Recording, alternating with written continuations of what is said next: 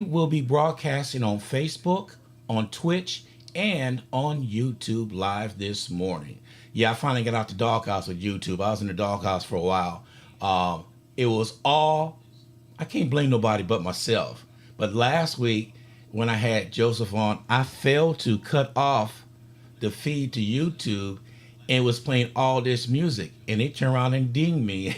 I was in I was in the doghouse for what 11 days or no, 8 days. I don't know how long it was, but I finally got out. So I said that's my fault this time around. So I take full responsibility for my actions on that one because every once in a while I get carried away and forget to do a few things. But I did cut on everything this morning. So I'm checking to make sure everything is there, and I am so proud of myself. I said I'm gonna grow up be just like myself in the morning one day. I don't know how it's gonna be. Uh, Sharon, I appreciate you sharing that with us.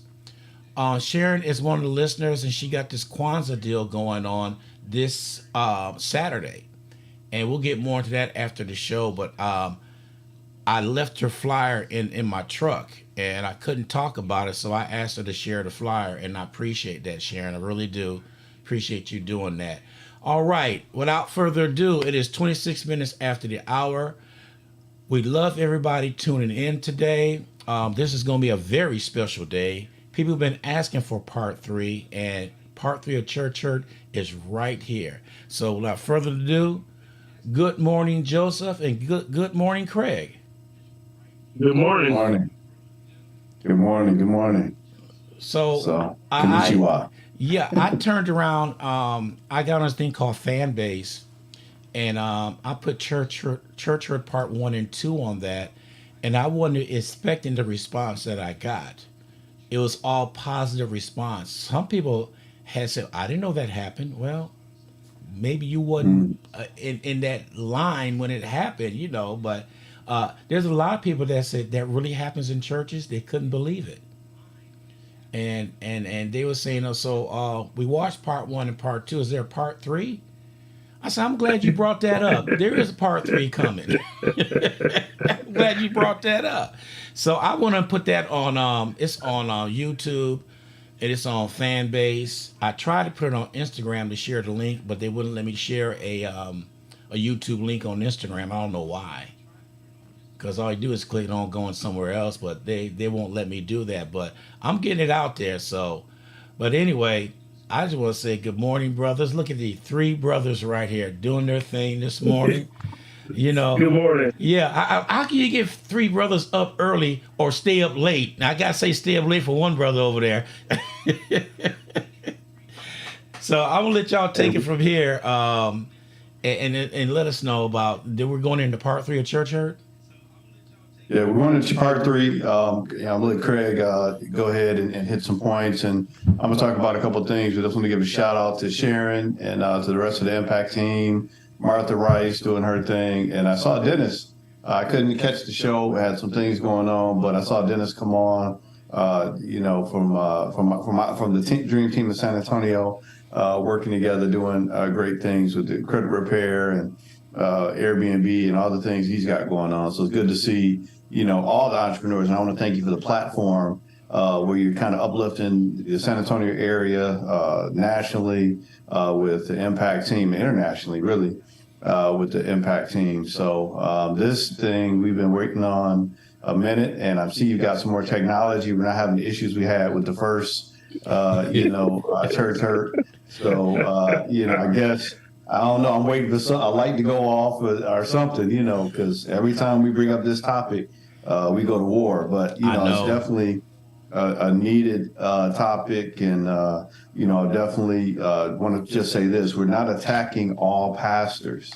We're not attacking all churches, but we are attacking and highlighting those churches and those pastors need to be examined and, just being real about what's going on because a lot of people didn't know and don't know.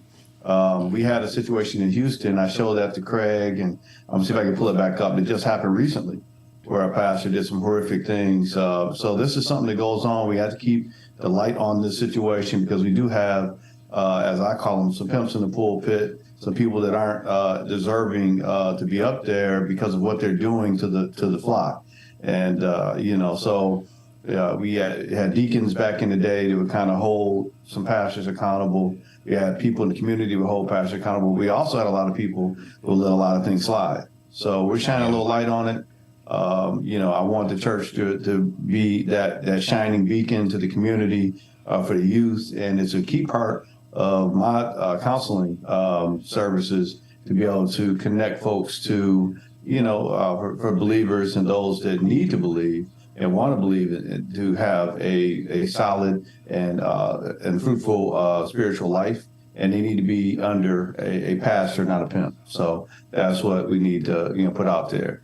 But I'm going to let Craig have the floor, a very prominent member of the Impact team, the Christian life coach. I'm going to let him have the mic, and I'm going to fall back and do what I do in the background.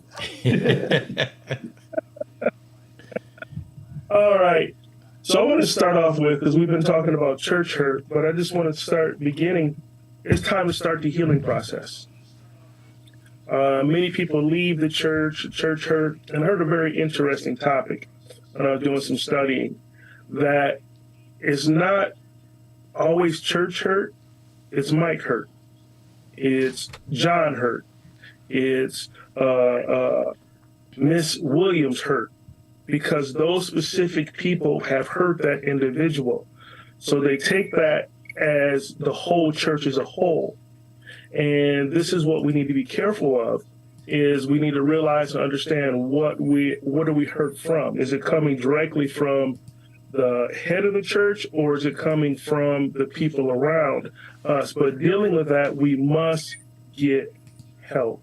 We must start the healing process. So I always encourage, find a therapist or find a Christian counselor that's going to be able to help you, because if you don't, you're going to deal with the pain. So you must understand that, you can no longer suffer in silence. That's why this platform is so important, is because we don't want people to suffer in silence anymore. How many people do you know that will not step foot in a church anymore or have anything to do with God because they've suffered in silence so long and don't think there's a way out? And when you don't think there's a way out, you're going to hurt yourself. So, and when you're suffering in silence, you're ignoring the pain and the hurt that you need to talk to someone. You're dealing with disappointment and regret. Lord, why did you allow me this? And then I had to deal with that situation myself. I was like, Lord, why was I in this situation for 25 years, over 25 years? And the Lord brought Joseph up to me, the scriptures. Joseph was sold by his brothers in prison, got out of prison, went back to prison, then had to interpret a dream, and now he's at where he's at. But that took a process. But if God would not have allowed him to go through that suffering and that pain, would he have been the great person that God made him be? So these are the things that need to be talked about, and we got to start the healing process. Also, we got to be able to realize that when we're told, oh, who's ever heard this one before? When you left the church, or if somebody's left the church, God ain't gonna do nothing for you.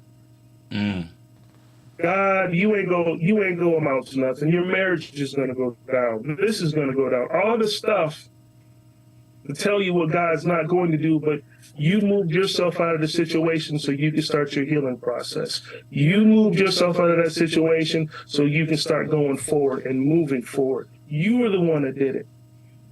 And these are the things that need to be discussed. There's still hidden stuff that we're so afraid because we're afraid of repercussions. Who's ever heard of excommunication? Yeah. When a person leaves the church, the pastors have a meeting. Well, don't talk to this person, they're excommunicated, but they never ask themselves truly why the person left.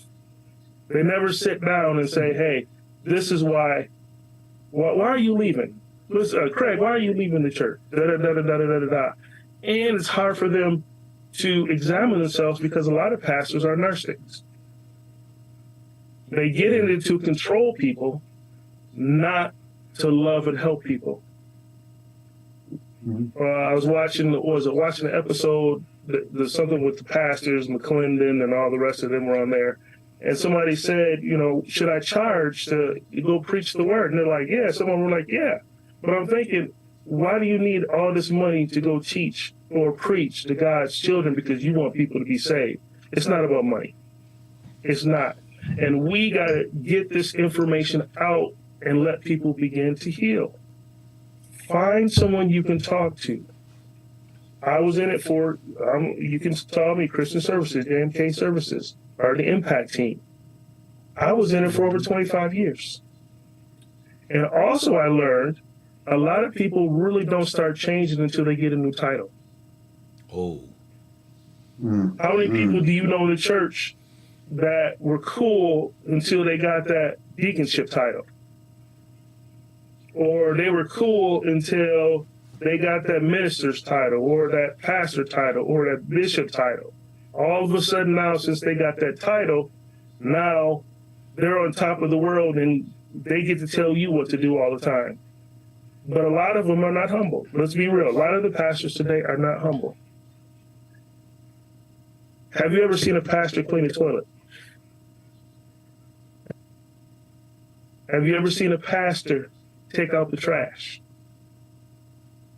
Aren't they supposed to be leading by example? Aren't they supposed to be showing what a servant of God is? Because when it says, Scripture, it says, well done, my good and faithful servant, not well done, my good, faithful pastor, deacon, usher, security. No. When are the leaders going to examine themselves to become servants of God? And when are we going to say, enough, I got to start the healing process? Let me get in touch with someone. I'll leave the floor open now to any of you gentlemen who want to ask questions. I got, when you said about when they get a title, you're absolutely right, because they forget to learn how to ask.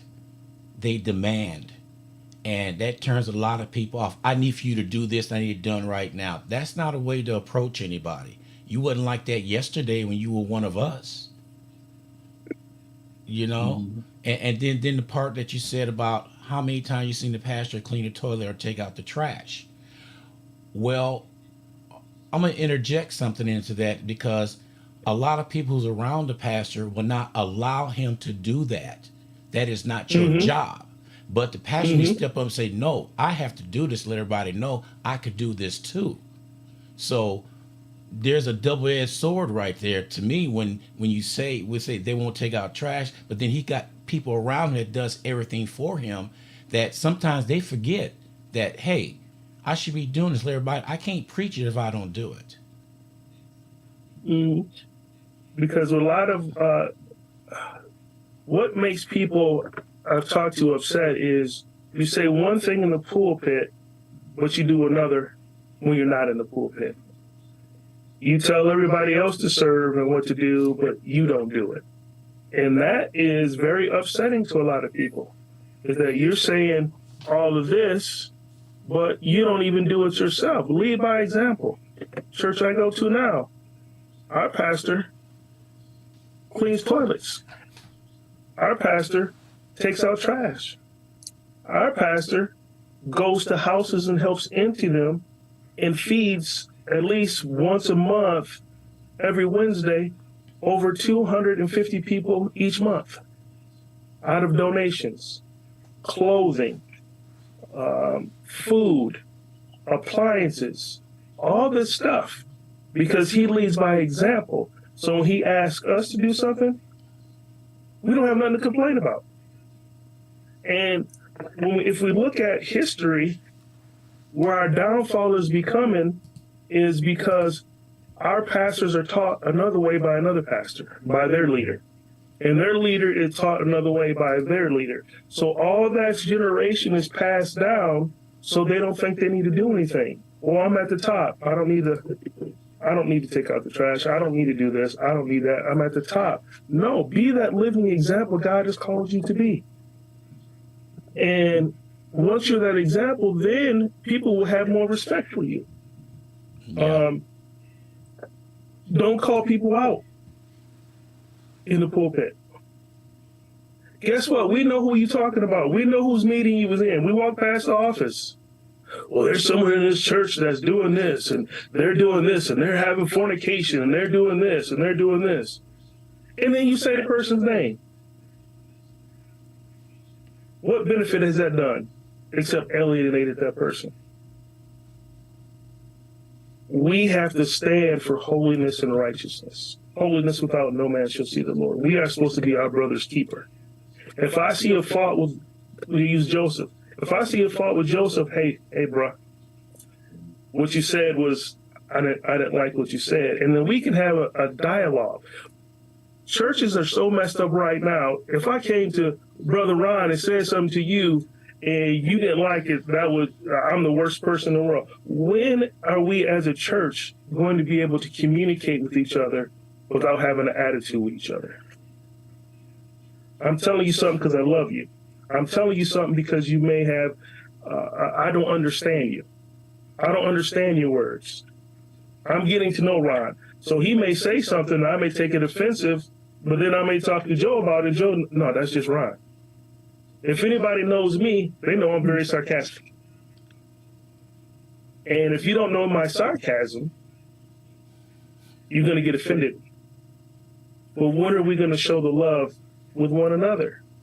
When are we going to sit down and talk? And that's why these open dialogues are so important. There's so many people that are hiding in hurt and pain in silence because they don't feel they're going to be heard. And when they do speak out, it's brought in front of everybody.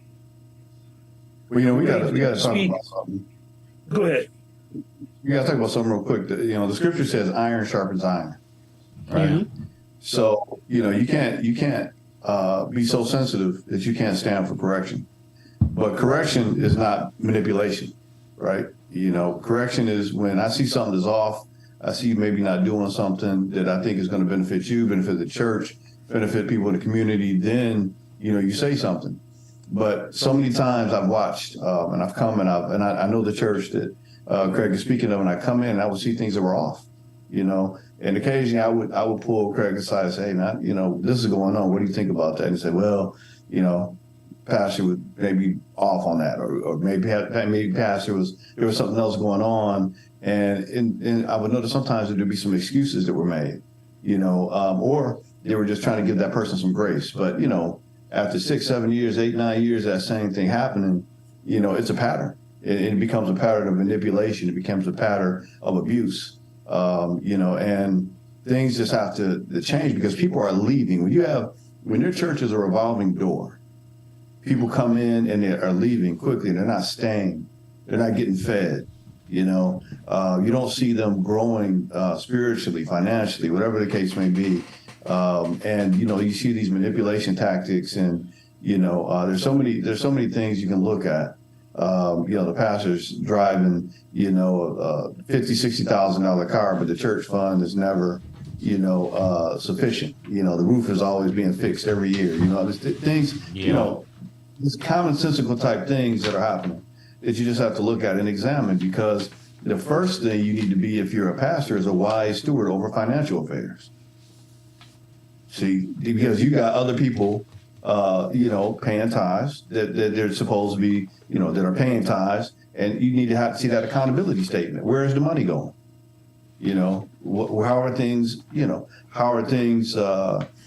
being spent? Then you have to look at other aspects, like when you've been paying your tithes all this time, and then all of a sudden you come on some hard times, you go to the church and all they got is, some bread, or whatever they got, but not the other type of bread that you might need, financial bread, then there's a problem, right? And I'm not saying the church needs to just be a bank with no type of loan stipulations, because we know that, and I shared on, I think the second church hurt, that Auburn Hills in Grand Rapids with my grandfather and Dr. Franks and Jay Adams and Mr. Triplett, when they found that neighborhood, they were able to go to churches and get a loan to cover some of the expenses that the city was jacking up the price on the property.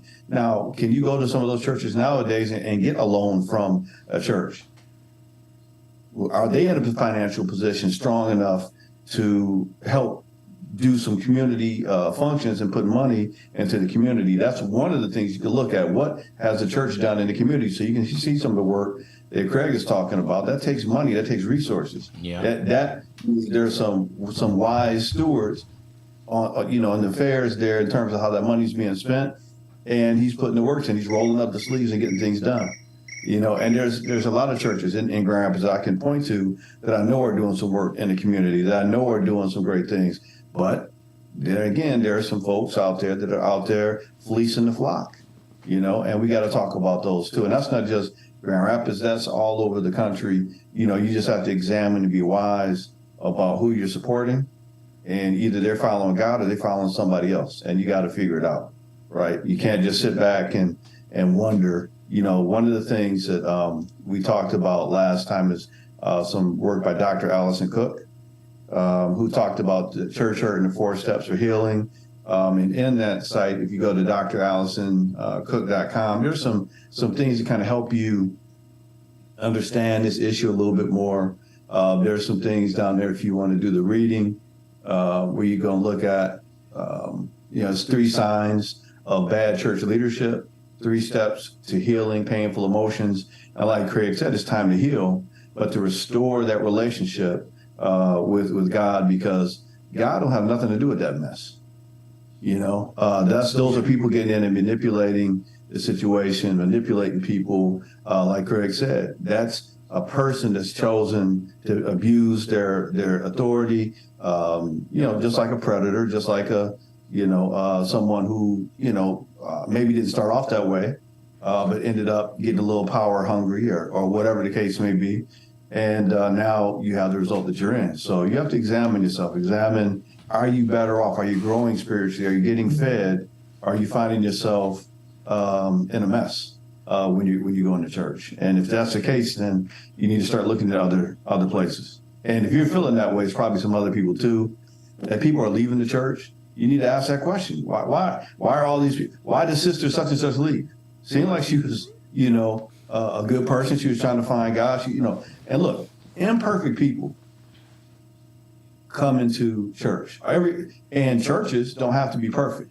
I loved it when a pastor used to say, look, the church was, the church definitely ain't perfect, because when you walked in the door, that changed, right? You got imperfections. People inside the church have imperfections, but when they're predators, when they're creating more problems for you than what you came in the door with, then you got to look at the situation.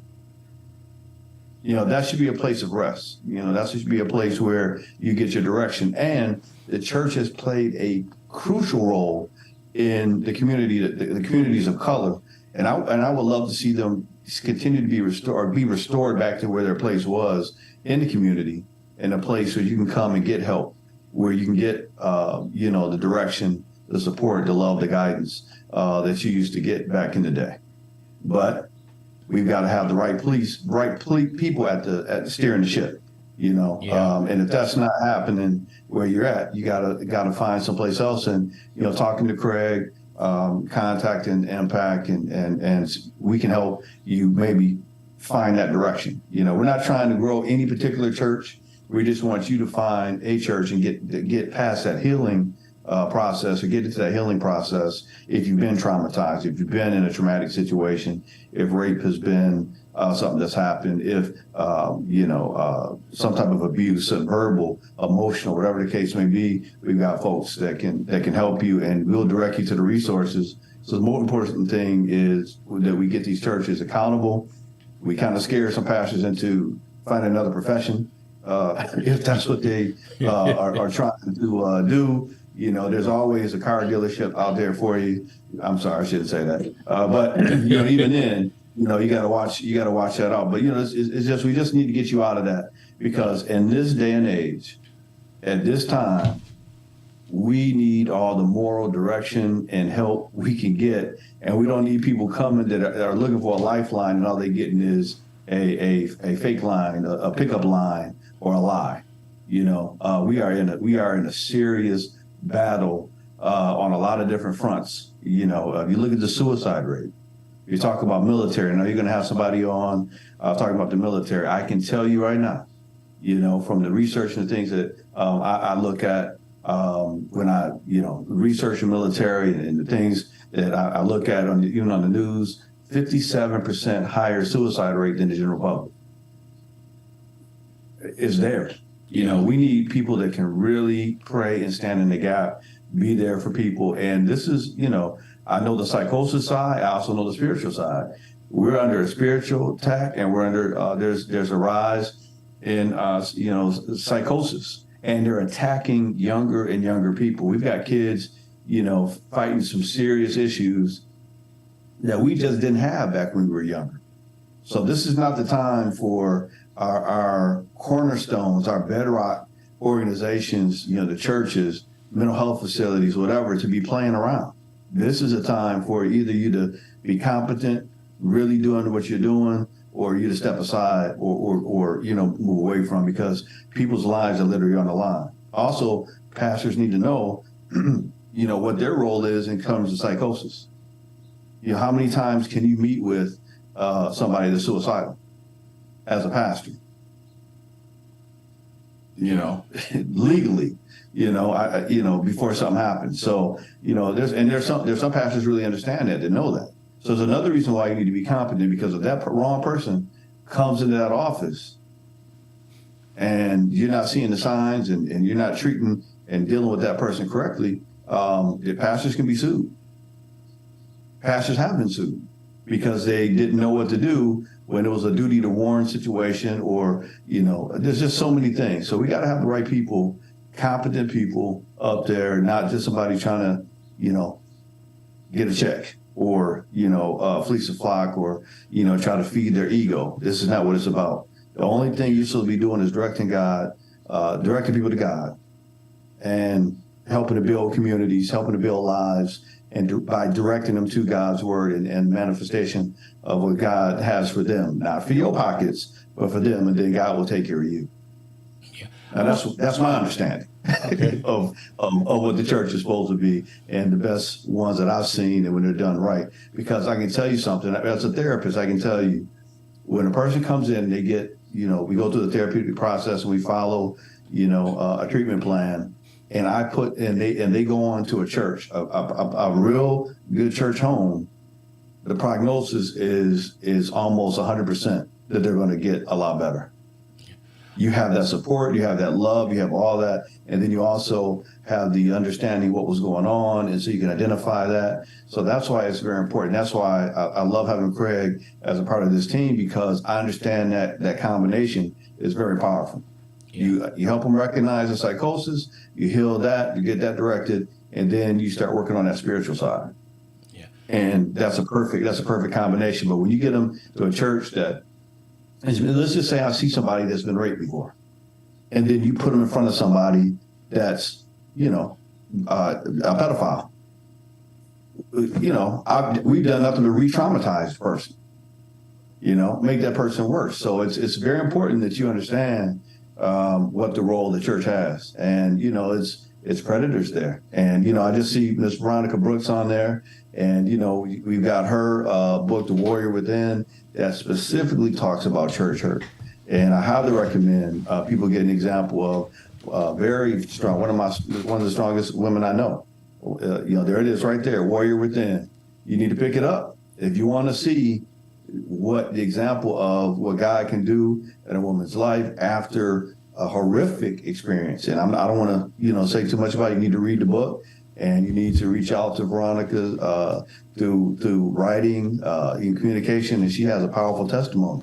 Yes. But you can, you know, but we have to be real, right? I'm gonna say that again. You can heal, but we have to be real about what's going on in these pulpits, in these communities. And, you know, hey, call it like you see it. Like, you know, I'm an old Army guy, so I ain't afraid to, you know, address the enemy. You know what I'm saying? So if you don't, I'll bring the smoke. I ain't worried about you, because God's got my back, right? Now don't let the lights go off in here again, because, you know, the enemy will be calling out some people. But, you know, we really need to talk about it. You know, I've seen It really just burns me up when I see kids come in. And what am I supposed to say to a child when they say, I've been around hustlers my whole life. And I go into the church and I just see another one up in the pulpit. Yeah. What do you say? And especially when you know that they're right. My mom called. There was no help at the church. So he had to go out to the block. So, it's serious. This is not anything to take lightly. I'm sure you can look to your communities, and the best way to get a pimp out the pulpit is for the congregation to leave, and there's no reason for him to hustle the congregation anymore. Yeah. Right? That's the best way to deal with that. So any other comments, any other things to talk about and get into? I gotta bring up thing called gifts and cliques in churches. That will drive people away too. The church always say utilize your gift for the church. Everybody has a gift. So when somebody jump up and say, hey, can I do this? This is what I'm good at. Oh no, we got so-and-so doing that. No, to me that's the wrong answer. What if so-and-so is absent that day? There's got to be somebody there to help out. No matter what ministry it is, you could never have enough people in that ministry to make it stronger. But when you get these little cliques in church, oh, we don't like Brother Gordon, we don't like Sister this, we don't like that. We don't want them in our group. So what is that telling you? They're running their own little show right there without the pastor knowledge what's going on. Then when it gets back to the pastor, he sort of justify what so-and-so said. Well, that's them. That's how they operate. So, no, that's the wrong thing to say. You need to call them out for what they're doing, because there's a lot of people in church that turn people away from coming to that church. Oh yeah, that's church doesn't, like Craig said earlier, it doesn't have to be the pastor that is the one that does the church hurt. It can be someone in any particular ministry. It can be just somebody in the congregation. Yeah. Comes in that as a regular person that has self-appointed themselves to be a leader in the church. But you see them out in the street doing something completely different and then coming in to the church, judging you or whatever the case may be. So it's a lot of different ways you can be church hurt. But, just understanding that's not God's will. Those are imperfect people within God's house. And just because you're in God's house doesn't mean that you are really truly there for what you need to be there for, So we got to understand that. And that's the first part. The healing is, understanding that is not God's intent, that you be hurt in his church, in his home, right? So, that's the first thing. And then you identify who's done what, and, you got to learn how to forgive, because whatever they're going through, maybe they were hurt, maybe they're going through something, whatever the case may be, but you got to forgive, because you know what? You can't hold on to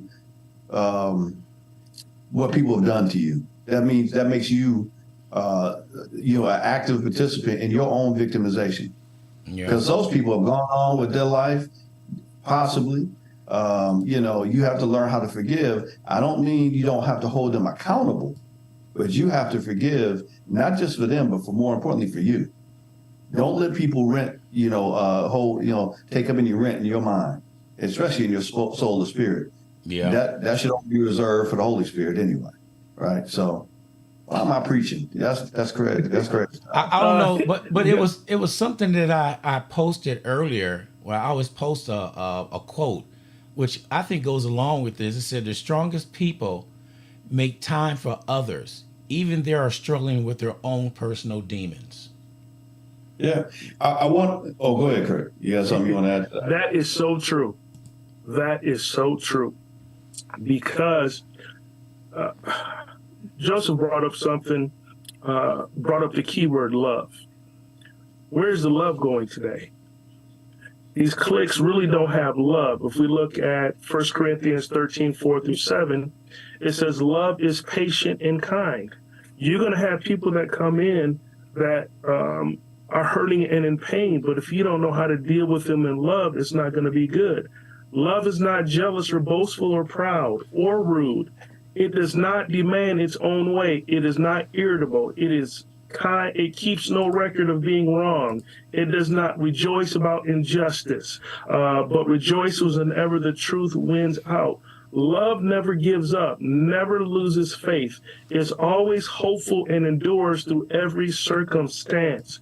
We are missing love. If you are in leadership and you can't love, you're in the wrong position. If you are in leadership or you're just in the church and you don't know how to love, you are there just to fill up space, because those people are coming looking for love. The people that are leaving are looking for love. The people that are leaving, God loves me. Yes, I know that. But I like to be in a place where I feel love too. And when people don't feel loved, this is where they step back from. And this is when they walk into the church, because even Joseph brought up, the root of bitterness troubles you. It don't trouble nobody else. The people don't care nothing about what happened. The people they're going to do what they're going to do, but you're allowing that non-love or that bitterness to trouble you, so you carry that with you to wherever you go. It's time to forgive yourself. It's time to let yourself go and become vulnerable with God's help, and find a spot where you're going to go and to be loved. The spot I'm in church, I'll say now, the Bread House Island Church I'm in now, a lot of our people have come from church hurt. But when we go there, it's about love. Remember, you're always going to have the wheat and the terry grow with you always. But the leadership loves. A lot of the members, which my pastor likes to say, worshipers love you and are willing to help you out and sacrifice and help you with things. If our churches decided to say, hey, let's get back to love and not money.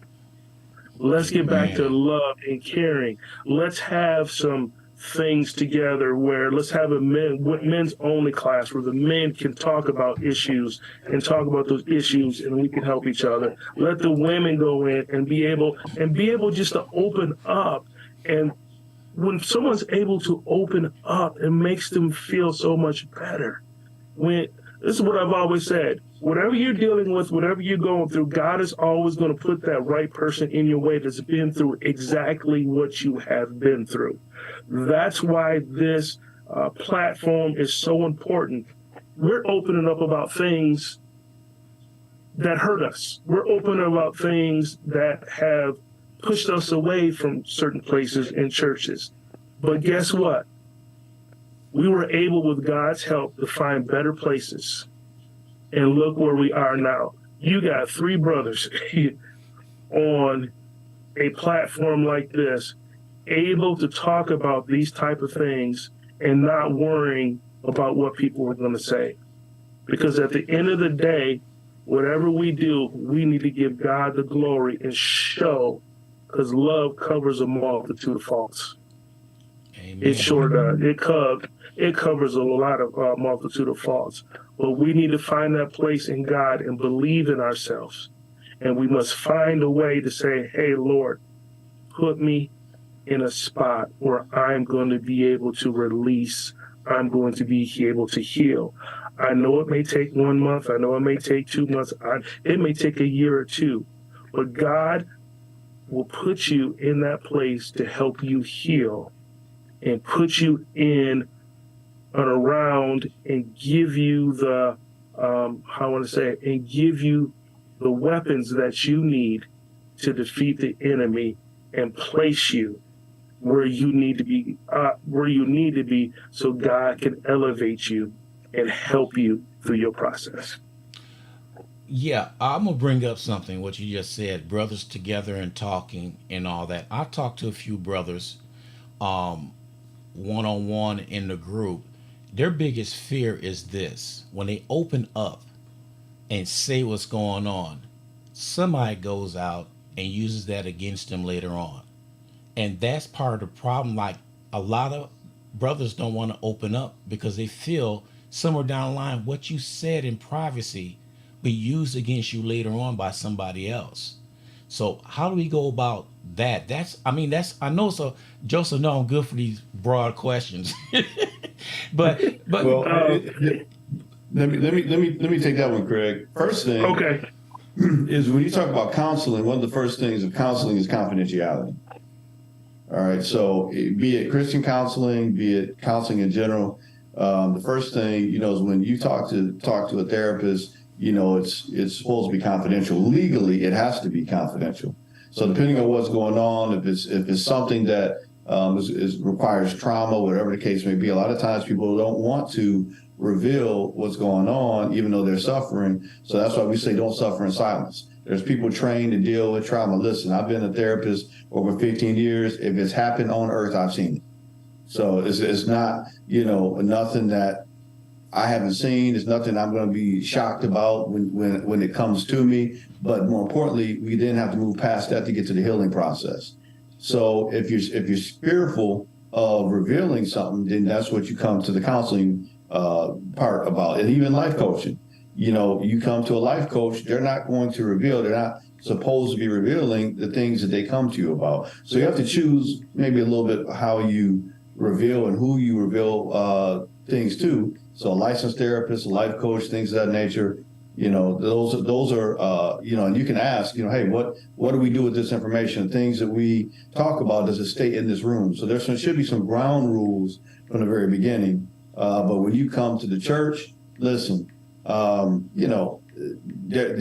little bit different. When you're coming and you're laying things down in the altar, depending on the church you go to, the pastor helps you to come up and pray. That's one thing. But then typically, for most churches I go to, they have you on the back where you can then talk to the pastor, go talk to, someone at that point. And then at that point, if there's something else that's needed to be discussed, then you get connected to the counselors, life coaches, therapists, other ministers, things of that nature. But confidentiality should always be key in the process, because you're right.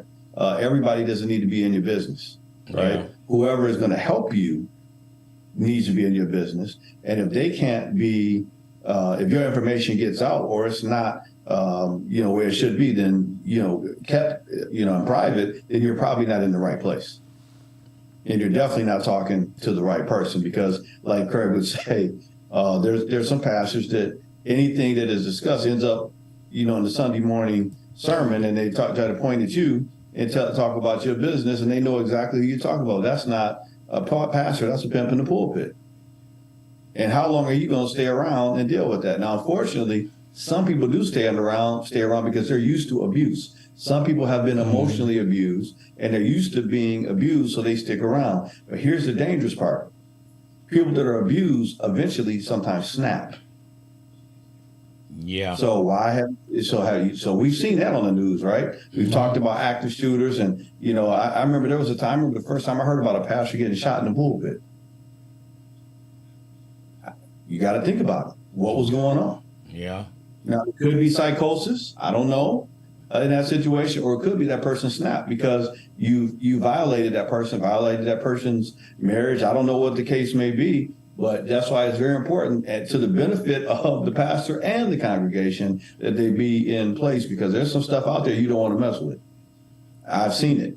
I've been in the room. I know about homicidal and suicidal ideation, and you have to deal with that a little bit different. You brought up something. I remember I was a teenager in church. I remember this vividly. This lady in the congregation jumped up and told on this one guy, Pastor, I seen so-and-so in this nightclub. He was out there dancing, drinking, and doing all that. He ought to be expelled from church. The whole congregation got quiet. Well, she was in the club too, that's what he said. His exact word. I'm sorry. I mean, I that just popped in my head. Yeah, well, that's it. It popped in his head too. He said, well, why were you there? And she sat down. You can see her just shrinking down. So what I'm getting at, you don't blurt out stuff like that. I don't get it on why she said that. I don't know if they had something going on, or I don't know what it was, but that's part of church hurt too, right there. You get people from congregation jumping up, accusing you of doing something, and blat it out in front of everybody. And I remember That because there was a couple people didn't come back to church after that when that took place. I didn't realize what it was until it was church hurt. So it happens. Yeah, well, long as you have people in a place, there's going to be problems. But it's how you deal with those problems, and long as it's not. I'm not saying people can't make mistakes, but when those mistakes are habitual and they're manipulative, then we've got to address it. So in dealing with church hurt, I mean, when I'm looking at this, Dr. Allison Cook, I'm gonna just go through those 4 steps again in terms of how to deal with church hurt. You have the first step, 1, define church hurt as abuse. And it would be abuse of power. Any of these situations we talk about are going to form under the first step, which is defining church hurt as some form of abuse, be it abuse of a position, abuse of authority, abuse of, just you being a recognized member of the church and then throwing shade or whatever the case may be on another person's personality or their actions or whatever. So, and we know the scripture on that, about judge not lest you be judged, but sometimes, a lot of times there's a lot of judgment going on, and half the time it's by somebody that should not be judging anybody, right? Step 2, and we've talked about this a little bit, is separate the church hurt from God's character. Separating the church hurt from God's character. Now, this is from Dr. Allison Cook, and we will go through some different healing modalities. I know Craig has some different healing modalities he goes through with church hurt. But if you look at step 2, looking at some of the scriptures from Micah 6 and 8, God loves justice, mercy, and humility. So if you're not seeing that in your pastor, you might want to evaluate that. Then you look at Matthew 5, 1 and 12. God is for the poor in spirit, the grief-stricken, the humble, the brokenhearted, and the peacemakers. If somebody's always stirring up some mess, always got some drama going on, always talking about somebody. Oh, look at that dress. Look at that suit. Look at that. Look at you. Shut up. Sit down. Hear a word. You know what I'm saying? Stop kicking up a whole bunch of mess. And my favorite one right here, John 1, 4 and 7, God is love. So if it's not about love, just like Craig said, then it's not about God. We know what love is. And if you haven't, let me give you that definition. God's presence shows up as love, joy, peace, patience, kindness, goodness, faithfulness, gentleness, and here's this last one, self-control. All right, and that's Galatians 5:22-23. So look, if they can't give you the word, the complete word, not just the scripture, give you the whole book, break it down and how it's relevant to you, being led by the Holy Spirit and for your edification, hey, you're not in the right place. A prophet lying over your life, come on now. So abuses of power. And this is right here. Jesus gave his harshest words to religious leaders who judged, criticized, oppressed, and left people out. That's from Jesus. Now, anybody want to trump Jesus? Okay, I didn't think so. If you want to, call in. We're going to tell you what the word says. So I'll let Craig do that. I'm the counselor. I ain't trying to traumatize you. I'll let the pastor tell you what happens when you try to trump what Jesus does. Being marginalized. We talked about that too, how people get marginalized.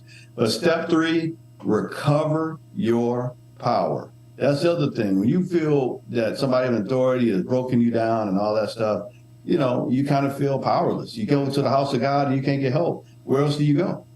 Yeah. Unfortunately, usually back to the thing that brought you in there, drugs, whatever, living out there on the street, whatever the case may be. And that's the part we can't afford. Yeah. And then step 4, reclaim your spiritual practice. Right? So God wants to seek an individual relationship with you. You don't have to go through the doggone church all the time to have a relationship with God. God is omnipresent. I went 9,000 miles away from my hometown, and guess what? God was already here. Look at that. Yep, waiting for you. And it didn't matter that I didn't know Japanese. I was still able to hit my knees and call the Lord when I needed to when that typhoon came through here. And I'm still here. Right? Yeah. So that's all I can tell you. Keep your spiritual practice and your understanding, your communication with God. And that pastor isn't helping you grow in that, then you need to look at that. Hey, Martha Rice is on there. There she is. Yeah. What's going on, Martha? Hey, I got a message from Dr. Veronica Brooks. Oh, okay. All right now. She's on That's my YouTube. grandpa. Yeah, she's on YouTube listening. She pointed this out saying, forgiveness is not forgetting. Forgiveness is remembering without getting angry. She said that's what really helped her. See, if y'all don't go out and get this book, I don't know what to tell you. I didn't read it. I might have to read it again. But I can't go through it all the way without getting mad. I got to a certain point and I had to put it down. And I had to come back, hey, I was getting mad. I wanted to jump in the car, man. I forgot I was saved for a minute. Yeah, I want to drive up there myself. I told Veronica, I'm going up there. Don't worry about it, Ron. I got it covered. Yeah, but hey, Veronica got some people, man. That boy, I hope I'll never see that dude. Man, I really don't. I don't care how old he is. He can get slapped in the head once or twice, in the name of the Lord. Yeah, he can get slapped in the name of the Lord. That's all right. All right. I'm gonna leave that alone. You gotta read the book and you understand why. Even as a therapist, my wife called me a thug therapist the other day. I can't tell you the stuff I deal with sometimes, but just understand. Sometimes, you gotta go to that DSM and just go. Well, I know that person has an issue. let me calm down. I can't go back to Flint and be a Flintstone or with this person. A Flintstone. I'm trying to be right. Barney and Betty and Rubble and all that stuff. Flintstones. You're all right, Joseph. We ain't gonna do that, But hey, come on now, Peter. You remember what happened with the guy who came to try to get Jesus? Peter was read the Bible. That's all I'm gonna tell you. Read the word. That's all I can tell you. That's all I'm gonna say. No. So, I ran across somebody on a bowling the other day, and we were talking about gifts. And she said to me, my husband gave me a Bible last year, and I finished reading it now. I sort of looked at her and I was kind of puzzled. She said, "What's wrong, Ron?" I said, "Is that your first time reading the Bible?" No, it isn't. Just my first time reading the one that he gave me. I said, "Isn't the same thing in there?" And she turned around and looked at me, said, "Yes, it is, but you always need to refresh your course." I said, "Oh, excuse me, you're right." See, we talk about that, and some people are scared to even mention the Bible. It's almost like they're going to burn if they mention the Bible. Well, I tell you what, some people say you burn if you don't, but I don't. But all I can tell you is this. I remember when I was in college years ago. Well, that's a long time. Watch it. But when I was in undergrad in college, and I had this professor tell me that there's no God.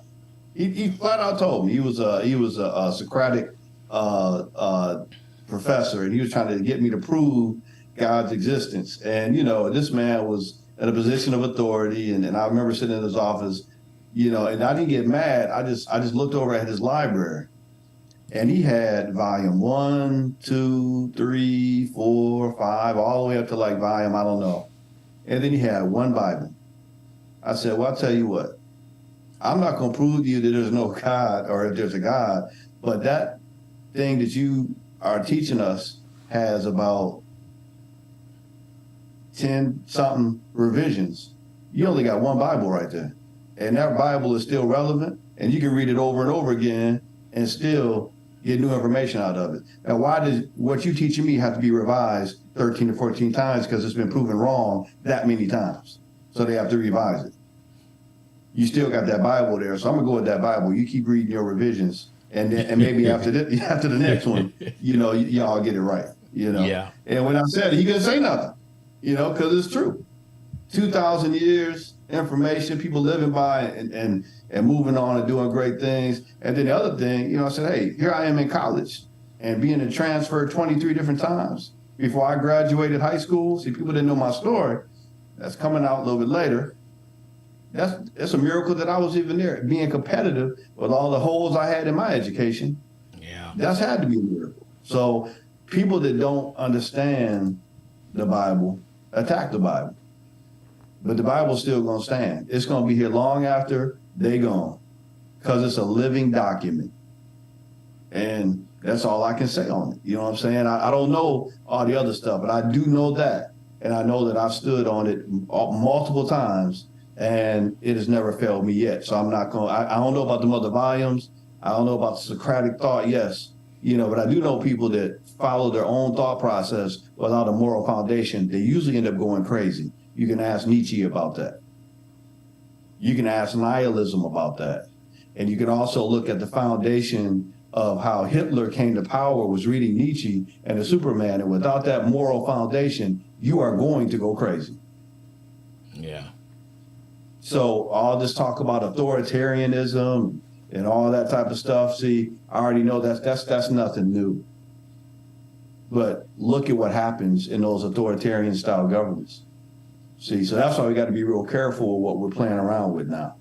And that's another reason why the church needs to be strong and the right people need to be there, because we're going to need that moral compass in the days ahead, because it's some trouble in the water right now, more than we've ever had. So I wanted to end on this note, because I know we got about 9 minutes left. Before you ask me another question, Ron, it's going to take 30 more minutes. Where we are headed with this election stuff and all this foolishness and confusion is where we've already been, back to that foundation. Now, I got the ocean outside to my west right now. And if you're drowning, if you're in trouble in this water, what's the first thing you're going to try to do? Is get to something that's firm, get to a rock, get to something solid. There's breakers all outside my window. Now, when that water is rough and people are, are in the water, whatever the case may be, they can get to something solid. Do I need to say any more? You want to talk about the Bible? That's solid ground. Now, people can confuse themselves and look at this, that, or the other thing, but if you're out here drowning, are you going to go for something that's solid? Are you going to go for something that's wishy-washy, shaking, and hasn't been proven? I don't know. I'm going for the solid thing. Now, that's just basic physics. Now, people are going to go for what they think they know, go for the foolishness, and what's going to happen? Yep. They're going to drown. That's what's going to happen. They're going to drown. Because the waves are coming, right? The waves are coming. All right. So, that's what's happening. Yes, we know there's going to be some interesting things that happen over the next few months. But you know what? We talked about this last time, Ron. I think of that old lady that I went to go see in Florida when I was doing some financial services before I found my calling. And she was sitting there calm out in the middle of the woods almost with all this stuff going on. She said, "Baby, I've seen it all. Yeah. And this too shall pass." Yeah. And went to get me some tea. I said, "Doggone it." Hey, she had that peace that transcended all understanding. So if you want a little peace, try that Bible. Read them 2 P's, Proverbs and Psalms. Yes. And you'll get something. But when you're trying to figure it out, if you leaning on this right here, good luck. And I'm going to tell you, I'm a therapist. I know all these different models and relaxation and meditation and all that. Look, it only goes so far. Yeah. It only goes so far. That's why you need to have they're talking about mindfulness and wrap around, you got to have everything, the spiritual side, the mental health side, and the physical side. That's how you're going to get yourself grounded so that we can see past this foolishness. So I dare everybody to take a look at, if you want to talk about some political interesting times, McCain's daughter was on the news. And I started thinking about, there was a time when McCain, remember when that lady stood up and said Barack Obama was a terrorist and all this other type of stuff? Yes. And McCain took that mic back and said, no, he's a good man. We just disagree fundamentally on some things. Mm-hmm. What happened to that time? Where are we at right now? Remember that time? Yep. Where are we at now? Right? So what has shifted? What shifted is that moral foundation and that greed, fear, and phobia that's led to a delusional state where people are just chomping at the bit to say something, to do something, to believe in something without really understanding what it's standing on. That's where we're at. So if you want to know where we're headed, it's right back to where we were, to that solid foundation. That's why these pastors have to be in place, have to be strong for the weight that's about to come their way. Because when that weight starts coming in there, it ain't gonna be about no prophet-lying. They're gonna need some real help. Yeah. Somebody said something the other day. I don't know if it was you, Joseph. I was talking to somebody the other day. They said the problem is going to be is what we're going to do afterwards. When all this is said and done, what are we going to do? How are we going to handle the repercussion? What are we going to do as a country when all this is said and done? They said that's the fear. That's what we got to start looking at. We got to start looking at that. And I'm telling you, I guarantee you, part of what we're looking at, the solution is right here amongst us right now. Getting factual information now, getting resources so you can get your mind right. We've called, you called it, and you need to watch that, Ron, because they called it the cult of personality that's going on now. They gave it a name. We gave that a name about 2 or 3 years ago, didn't we? Yeah, they're calling it the cult of personality now that's taking over Washington, whatever. So, so what happens with a cult is you just have to educate them on reality, the facts. And that's what we're doing kind of now, rational thought processes from counseling. You can go to REBT, rational modal behavioral therapy. One of my mentors taught me and educated me on that, and added, I put that into a lot of my counseling techniques. And then you've got life coaching. Spiritual life coaching is grounded in a word and a foundation and a rock. And I guarantee you, that's where we're going to have to head. Yeah. In that direction. Hey, it's on the dollar bill, isn't it? In God we trust. Well, we'll see. Because part of that says lean not to your own understanding, especially when they crazy. That's all I can say on that, brothers. I know we gotta shut it down. Anybody want to wrap this up, Craig? Or what you got? A couple of things. I wanted to go to one of your comments. I want to read Matthew 7, starting at 1. Do not judge others, and you will not be judged. For you will be treated as you treat others. How are you treating? How are we treating each other in the kingdom of God? The standards you use in judging is the standard by which you will be judged. That's scary. Because it's in red, so Jesus is talking. And why worry about a speck in your friend's eye when you have a log in your eye? Ooh. How can you think of saying to your friend, let me help you get rid of the speck in your eye, when you can't see past the log in your eye?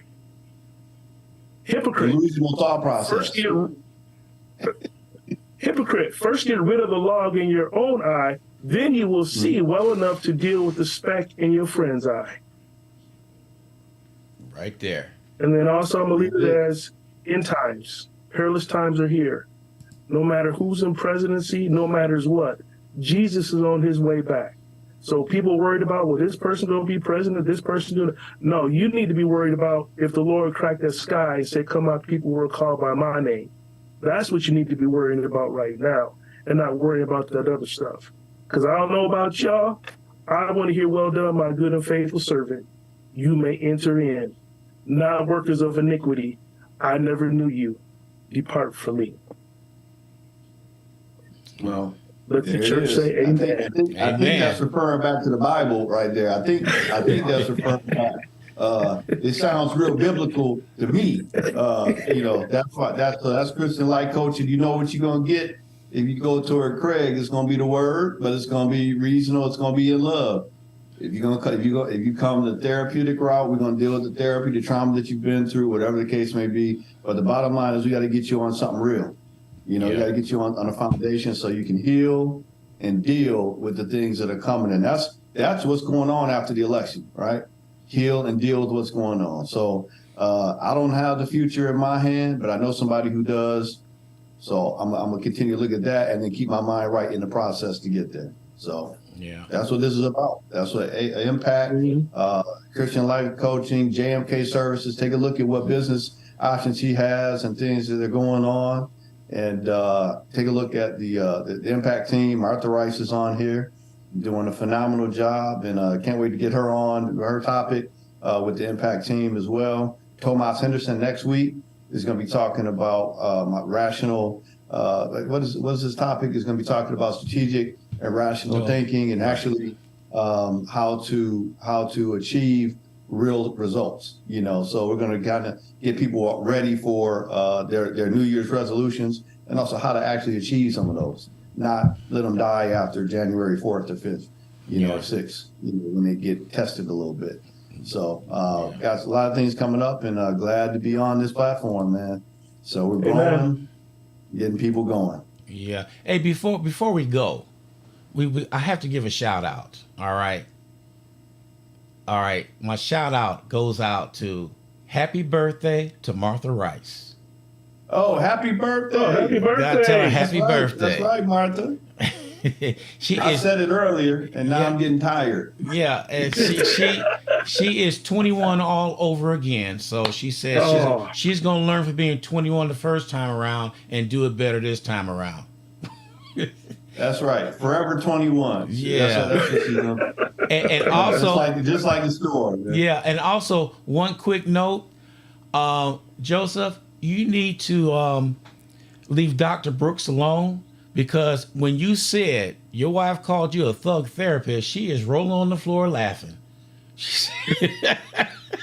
She got tickled on that one right there, Joseph. Hey, look, she know the real deal, man. She know what my role is when I'm in San Antonio. Yeah, what we do. So. And hey, I'm be calling my brother tomorrow again to check in too over there. So he's doing good. Much love to everybody. I'm go to sleep. Yeah, y'all got me up at 11:30 here in Okinawa, Japan. So konnichiwa, domo arigato gozaimasu. I'm out of here. Thank you very much. All right. And there's Martha. I talk about thug therapist. I should have never said that. I'm over here about this. I'm out here in the mess. I should have. I'm a claim being delusional. That's what I'm. Yeah. I can hear your daughter now. You gotta go see my dad. He's thug therapist. He get you in trouble. Yeah. You better be asleep. We're gonna delete this video. That part, hey, Ron, edit that out. All right, my brother. Y'all take care. All right, see y'all later. All right, peace. All right. Yeah, peace.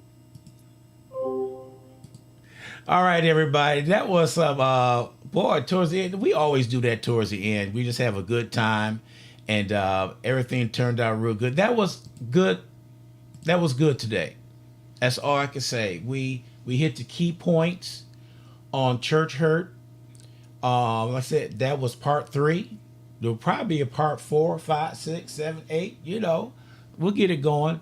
But we'll definitely will have this show recorded or edited and back online today sometime. So if you missed this one, you can always go back and see the previous ones.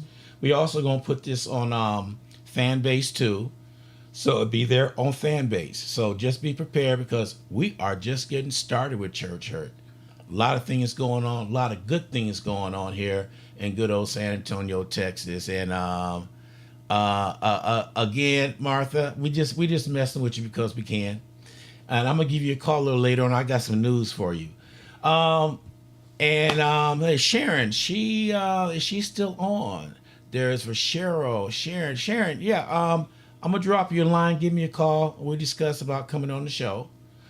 Other than that, everybody, this has been a great Wednesday. And we could continue with some more music here on WSAN Radio. But let me go do one thing right now for